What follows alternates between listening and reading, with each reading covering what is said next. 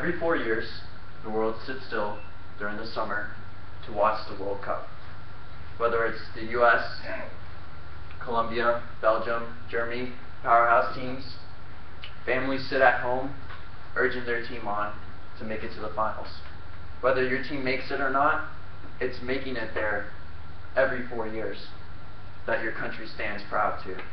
Whether it's small countries like Honduras or big countries like Germany, fans at home, around the world, and in the stadiums lose themselves in all that awe at the performance.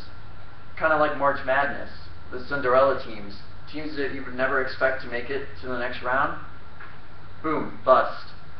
Or even the powerhouses that you think, oh, they're going to win it all. Well, get knocked out in the first round. Well, while here in the US, we have big sports such as football, basketball, and baseball, there's an emerging one coming to us, and that is soccer. Over the past 20 years, soccer has evolutionized in a way that me, for myself, while doing research for this project, couldn't have even imagined. I'm here today to talk to you about 3 main points. First, how soccer is the leading sport in the world. Second, the dark side of soccer. And third, the growth of soccer in the United States. First point. Soccer is the leading sport in the world. Why? Because anybody can play it. Soccer has been around for over 100 years. You don't need a language to play it, as it is universal. And all you need is a ball and a group of friends. Although some people think, oh, well, what does that mean, offside, or what's a yellow card, what's a red card? All you need to understand is you need to get the ball in the back of the net, and that's it. There's no other rules except don't use your hands. It's very simple to understand.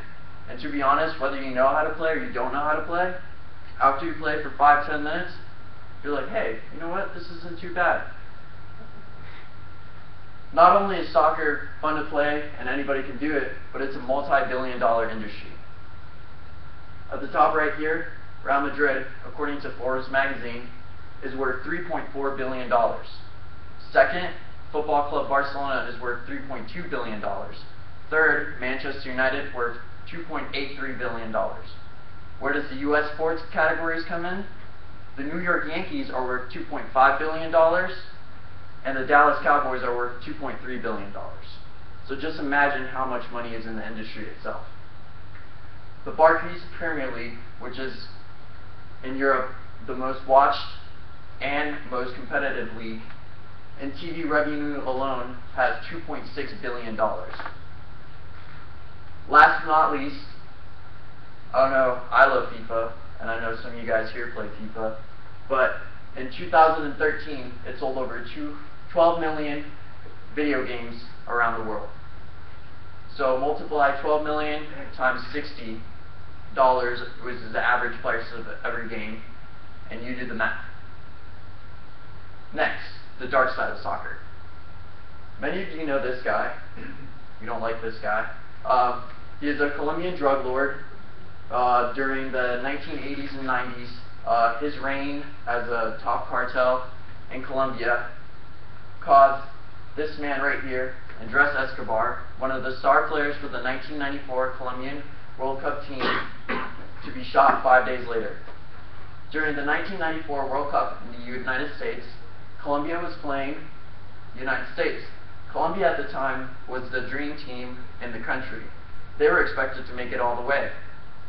This guy right here controlled the team in all aspects.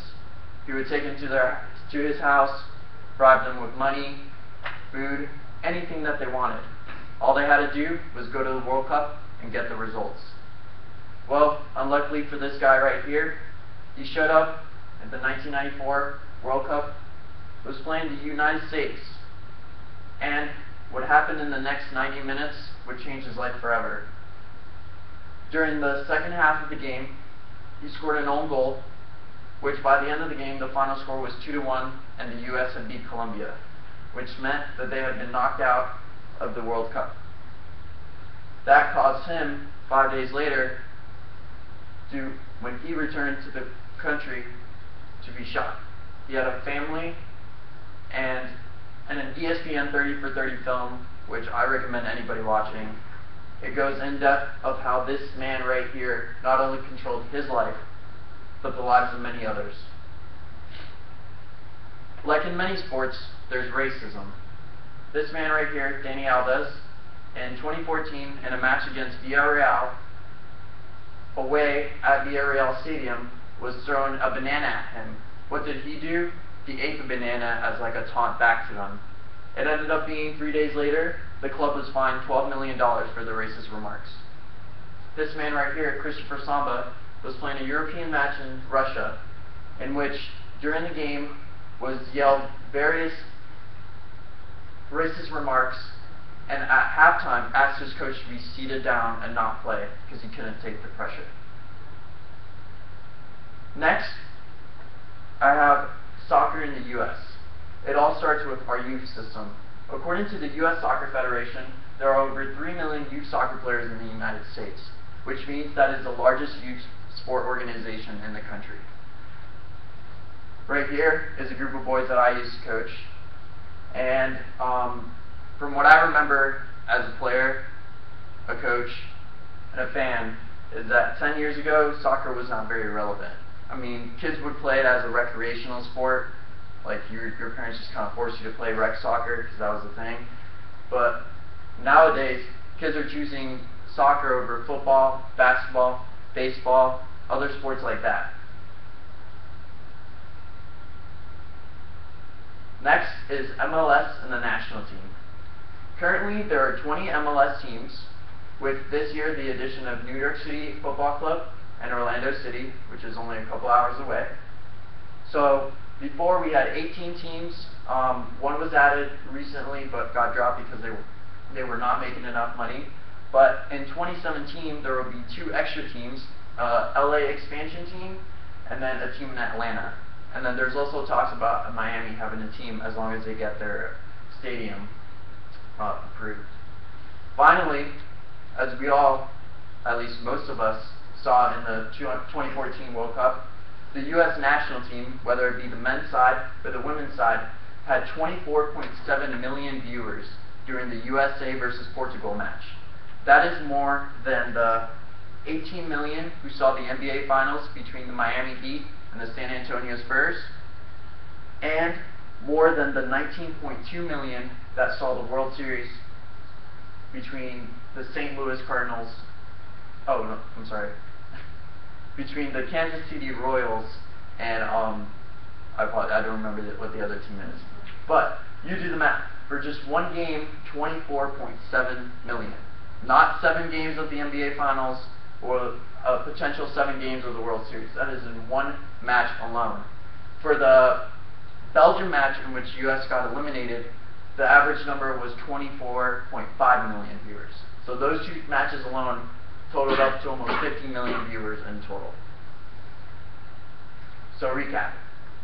Today, I talked to you about how soccer is a leading sport in the world, the dark side of soccer, and the growth of soccer in the U.S. In the past 20 years, soccer has evolved into one of the top major sports, not only in the world, but in the U.S. And I hope that after listening to my presentation today, that you can give soccer a chance, whether you like it or you don't. I don't know about you, but when you watch the U.S. team play, it's like watching an MMA fight of Anderson Silva or Nick Diaz beating each other up, because you want your country to pull through. Because if you know that this flag right here is flying above the others, then that's the true feeling of being an American. The end.